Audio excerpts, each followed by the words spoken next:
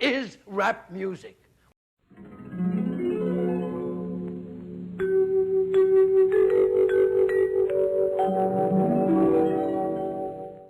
Welcome back, guys. We've got ourselves another alleged gameplay video.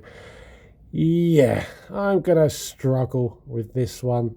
Cyberpunk on the Xbox One. Yeah, this is obviously my copy. I got it cheap, brand new. Unfortunately, the only really positive thing I'm going to take away from this is the way the game is presented. The box, you get some nice postcards there. You get like a full map that folds out, and you get this little tiny compendium, gives you background on the gangs, characters, areas, and the city itself. So that's a nice touch. All that is a nice touch. I think in here, yeah, there are some stickers as well. So, yeah, a little bit of an old school mentality there towards a physical game. So why am I playing such a notorious game? Indeed, you may ask. Yeah, I thought we would just capture a bit of video early on. The game looks gorgeous, as you can tell. And I know it's got its reputation, but I wanted to stay away from the game and then, you know, drop into it at a later date. I thought it was going to be a similar, what's the word? Not a similar gameplay experience, but similar in the sense of No Man's Sky. You know, issues would have been sorted out. It would be safe to approach the game by now, but it's not. It's not. I've heard a few people on YouTube saying, oh, it's had a few updates now. You know, it's a good game. It's not. It's still a frustrating experience. So, I mean, I bought the game simply on the strength of the demo. So if you're on your Xbox One, I take it the same with the PS4, PS5. Yeah, I keep saying Xbox One, it's a Series X this is running on. There is a free-to-play demo trial version. And that, to be fair, that played quite well. So I picked this up, I think it was £18 brand new.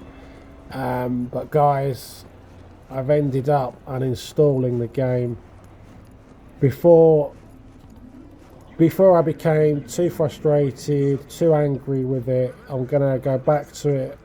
I'll go back to it next winter and reinstall it and try again. I was only a few hours into the game. Yeah, let me tell you about it. I mean, the positives, it is what it is. It's Blade Runner without the license. God knows we need a Blade Runner game. It's one of my favourite PC titles. I've still got the big box version. What I really like, I'll show you in a second. I love the vehicles. They don't handle too great, but it's the aesthetic style. I like the way they have these kind of retrofitted upgrades on old cars, and they're sort of customized in bizarre ways. I love that look. Really unique. But yeah, the issues, the problems. First of all, a really weird problem is that I use two controllers. So if you experience this, it's probably what's happening. So I've got a official wireless controller, obviously. I use that for kind of day-to-day gaming. But then I've got a wired controller. Can't think of the company, but I've made a video on it. It's got the, you know, the kind of edge lighting on it and stuff like that. But I bought that controller because you can adjust the trigger height and sensitivity. So anyway, if that controller is plugged in, even though you're not using it, and then you try and use the wireless controller, this game ends up about 5 or 10 frames a second. So I don't know what's happening there. So you can't have the second controller plugged in. You got to arse around and take that out or use it. It's weird. It's just a weird thing.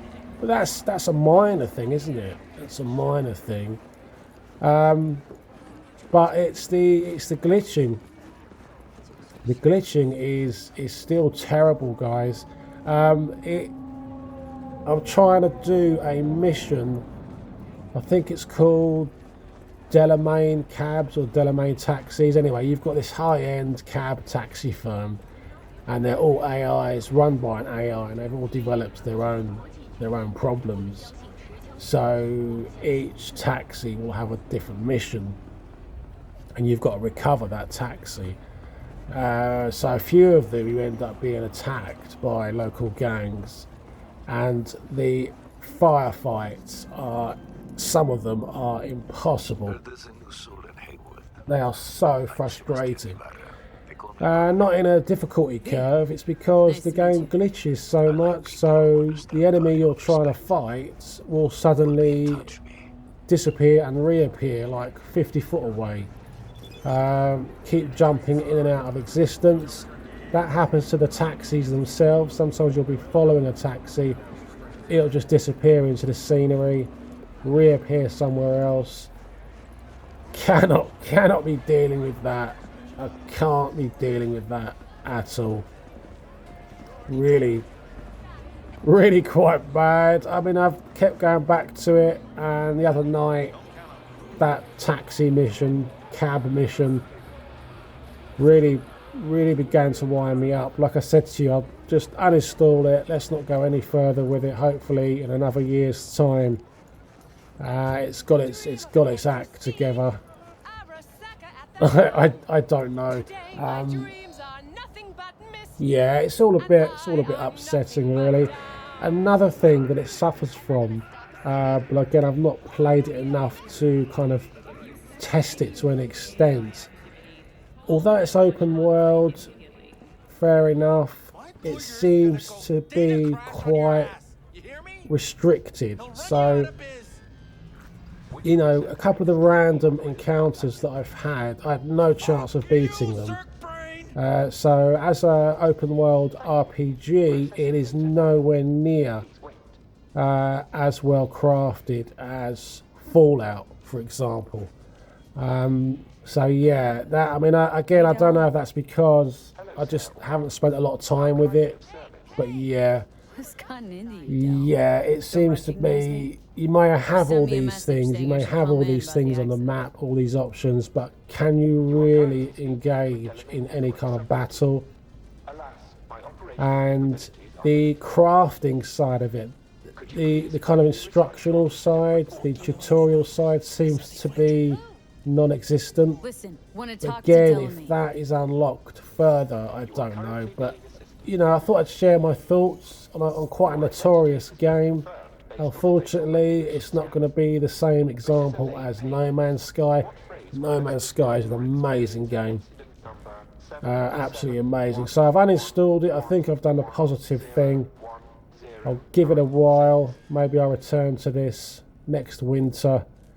But yeah, don't believe anyone that tells you it's had its updates. It's had numerous updates. The game is still, it's still suffering from a lot of problems, and they seem to be so severe. I wonder if they'll ever be corrected. That's my fear. So guys, take care of yourselves as per usual, and I'll see you soon. Bye bye. Nail some sense into 'em!